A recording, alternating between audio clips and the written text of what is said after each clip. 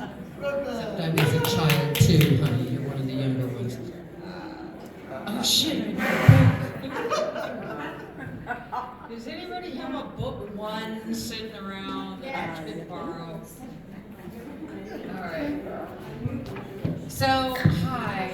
It's so nice to see so many of you here today in our little place. So I'm hoping that Brandon thanked the Lions Club very much, and for all of us old timers, we have seen a lot in this funky old building that we love, and they do an awful lot for us, so I really want to plug them, and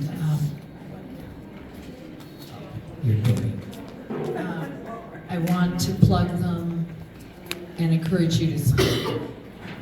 Okay, why do I feel like I'm teaching class? And now today's alrighty then.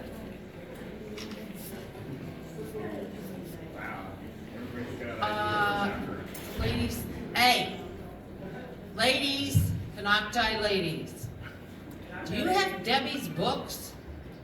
Oh, this is for Debbie's. No, never mind. Bye. Chemo brain. We're gonna see if I can get through this. All right. So most of you have read these over the years, and I would. First of all, we really tried, and yes, there are still some typos, and yes, I'm aware of them, and no. You don't need to call me up and tell me, you know, on page 137, you misspelled a word, okay? Throw the book away. I have to go. That's all you're going to get from me. So, we really did try. And, wait. What did we find for you, Sharon? I'm trying. Oh, wait, I'm in the right department.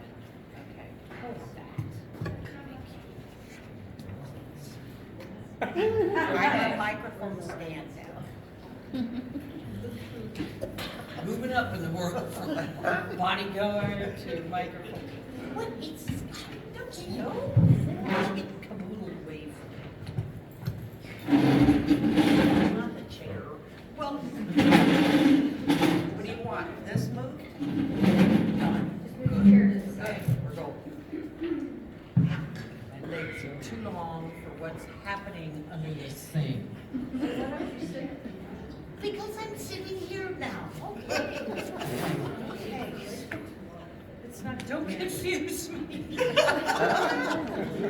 Can you guys hear me? Yeah. Oh, praise God. Okay. You have to keep the microphone up. You're fired. All right.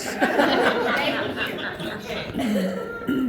So, this is it's funny because I posted this online for you guys once, and I got so many messages. I remember that one. I read that one.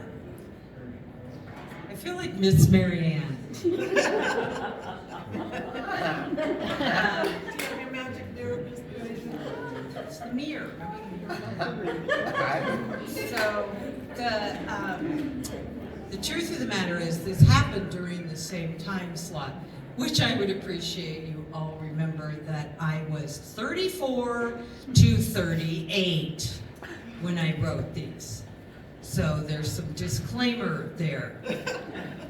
Okay, I'm not still doing half of that. Of course, these columns are only about half of what I was doing.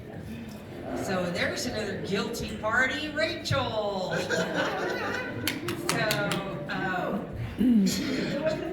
I wrote this later. This is a new addition to the collection. And I think it's pretty hilarious, and it's very true. Every minute of it is true, although you're not going to believe it.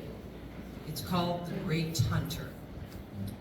Years after my sister, Brave, we're already messed up. Try doing an audiobook. Years later, my sister braved the holiday again. The same parental thing came into play, of course. But as she was a bit indoctrinated to this by now, I only had to bring half a case of wine. After all, we knew what to expect, right? So no unexpected curveballs. But leave it to my mother to find one, just one. And it was a doozy.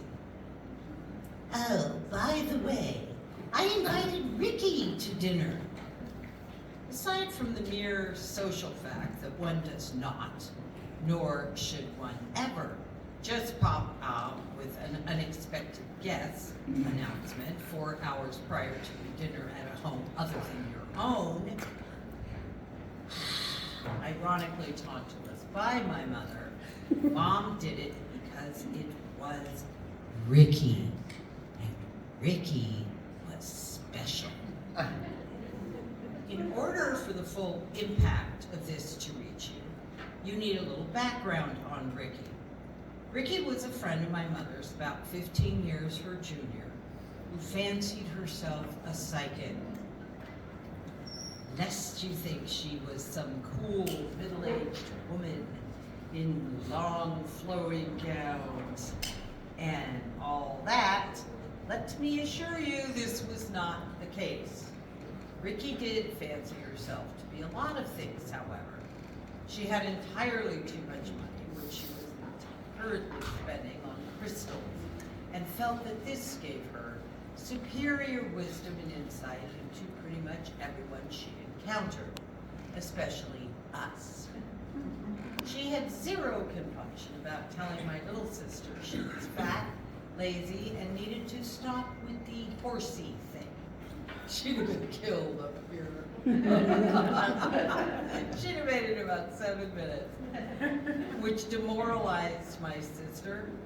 Despite having no children of her own, she was also a parent expert on raising children and delighted in showing me the light at all possible points of opportunity.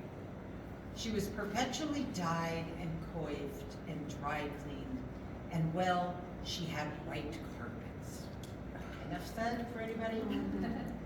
We couldn't stand her, my father included. To make matters worse, she had a dog named Hunter. He was a beautiful red setter. That is about all he had going for him. He was also perfectly coiffed and dry cleaned. He also knew about the importance of white carpets. However, my sister's house did not have white carpets. However, it did not. So Hunter saw no problem about having a good go at her house when the need struck. My sister had the unfortunate, had the Wait a minute, I'm about 8 words behind myself. Okay, there we go. My sister had the misfortune of having to have babysat previous Hunter many times due to the cajoling and bribing from our mother, and she absolutely hated it. Hunter could do no wrong, as Ricky was some sort of entitled goddess, but Hunter didn't play well with others. What that all led up to was my sister having to lock her happy-go-lucky lab and mine in the garage so they didn't upset the prince of all dogs. And here she was, coming for Thanksgiving. Immediately prior to the Queen's arrival, Mother put both of our dogs in the garage so as not to be rude to the uninvited guest. I did my level best to keep my mouth shut and make the requisite cordial greetings while my sister disappeared into her room to doubtless take another shot of brandy. We all went into my sister's little dining room where she had made a cross with her table and 2 card tables. So okay.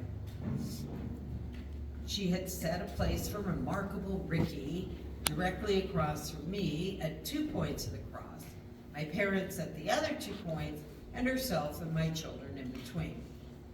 As expected with my dinner was superb. We were all having polite dinner conversation, which mostly amounted to remarkable Ricky espousing the perfect and tremendous qualities of Prince Hunter. What I'm about to tell you is a true story. Granted, I could have stopped it, but, well, when God hands you something on a silver platter, I see no reason to be ungrateful. I happen to have a unique vantage point from my seat at the table.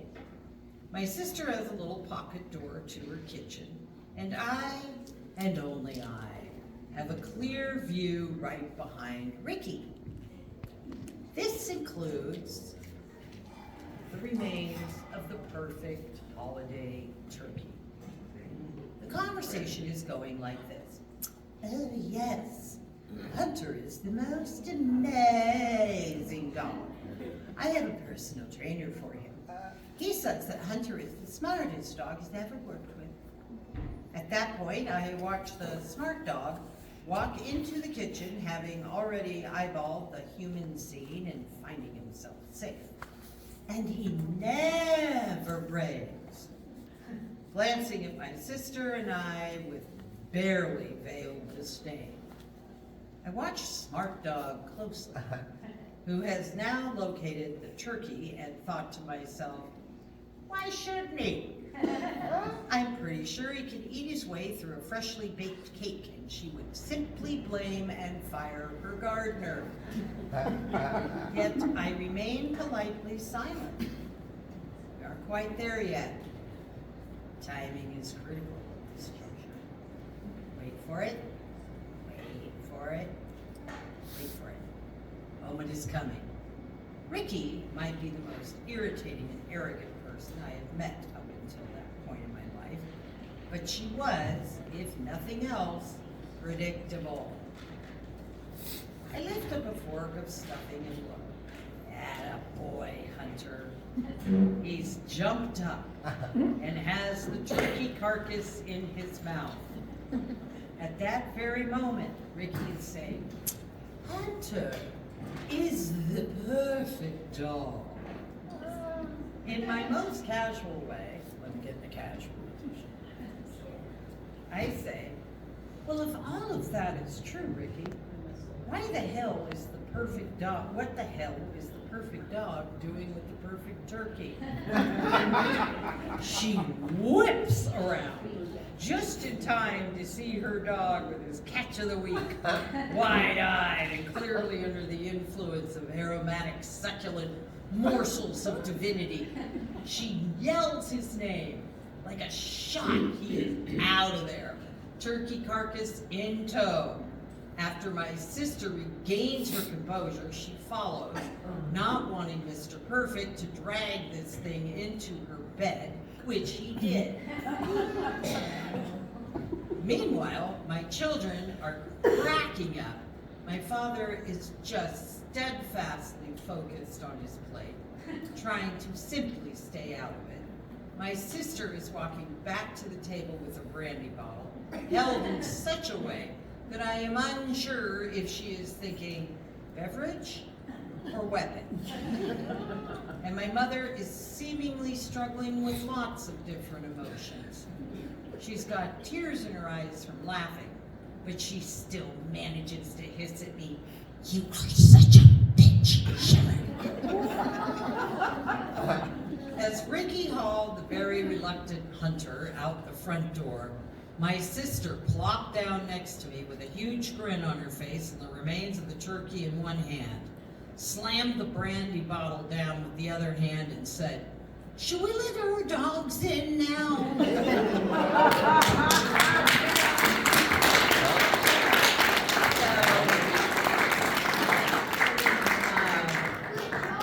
There you go.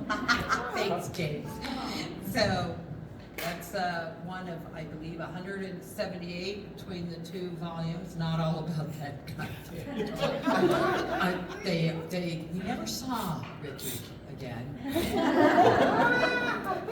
I can't say I was sorry about that.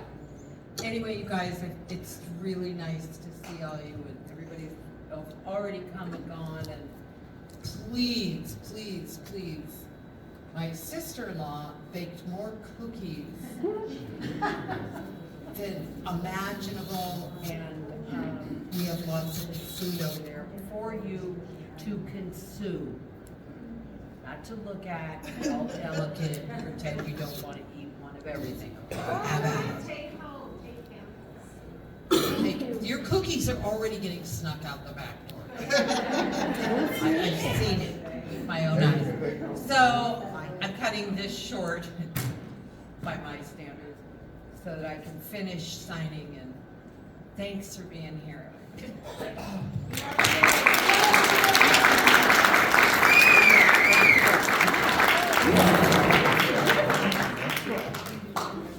Okay, give me my first stack. For those of you that just showed up, there are where you can purchase books in the back, and then you can also just bring her around and she'll sign them real quick for you.